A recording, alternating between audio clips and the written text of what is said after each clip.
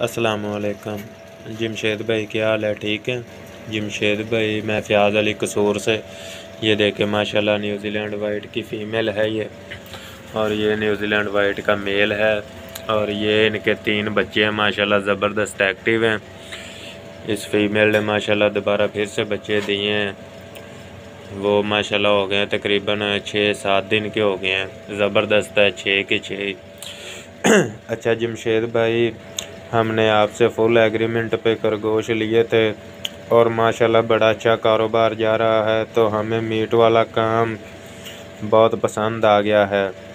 Meet वाले पे हम बड़े लेवल पे काम करेंगे और इंशाल्लाह मुर्गी को तोड़ देंगे और लोगों को मुर्गी के गोश्त से खरगोश के गोश्त पर लाएंगे इंशाल्लाह। अगर अल्लाह पाक ने चाहा तो आपको बहुत सारे बच्चों के जोड़े वापस करेंगे इंशाल्लाह। और हमारा मीट एग्रीमेंट कर दें आप, हम अपना काम बढ़ाएंगे इंशाल्लाह।